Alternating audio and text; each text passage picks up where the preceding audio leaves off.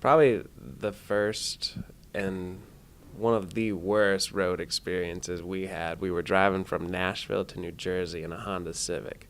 There was 3 of us, and we had 3 guitars and a bunch of suitcases. We're getting there, and so it's like maybe 40 minutes to an hour into the trip, and all of a sudden my tire just blows off. And so we get stuck. I'm just like, oh man, oh man, oh man. My dad never taught me how to change a tire. So I was just, so my buddy who was with us, we were changing it and everything. And then so we had to go to this, basically in the middle of nowhere in Tennessee, to this tire shop and get a new tire. And like the place looked like it was straight out of like 1962. And the guy spoke English, but couldn't really understand him a bit. It was just, I don't know what I paid for this tire, but I just got out of there as quick as possible. So that's probably the most interesting experience we've had. If the blue lights show up, just everybody keep your cool.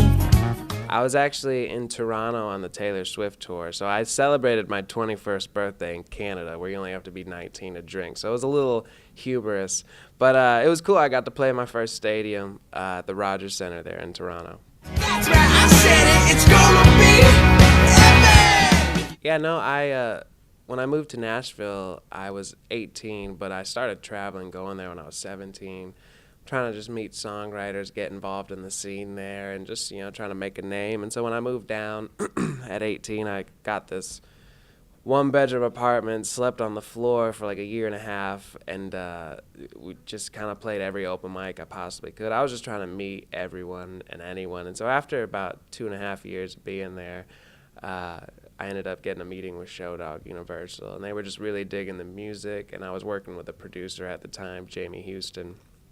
And so it was really cool, because Showdog really loved the songs. And but my time at Nashville has been just so great. It's definitely become home, and I've struggled there, and I've gotten some great news there as well. So it's it's definitely home. We got enough girl to go away around. Just good. Sleeping.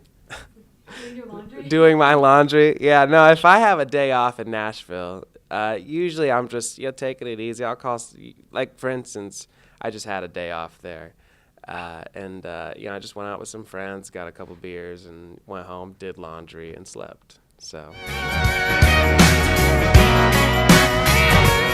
Oh, this is funny. Okay, the craziest thing to impress a girl is, I think I was at Hollister at the time because I was 14, and I had just gotten Christmas money. And so I was like, yeah, I'm loaded right now. No, I probably had like $100 on me.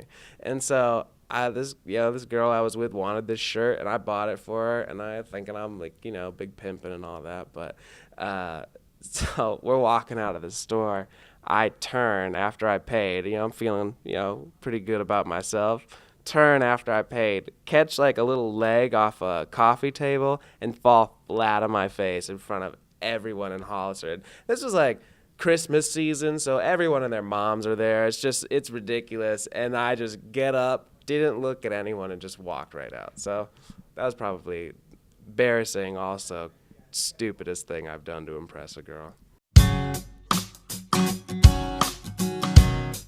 Yeah, no, I'm really excited about my debut album coming out. And If You Want Some is a great song for the first single. This with Summer, having like a little party song is always good. But the rest of the record is kind of a reflection of stuff I've been through. Everything's relatable to what I've been through. And I always like writing about, how I feel about certain things. And the thing I love about music is how, emotionally it can change your mood from happy to sad or vice versa. And I think you'll find a lot of that on my album. But probably my favorite song I've written so far has been this song called Ruby Puts Her Red Dress On.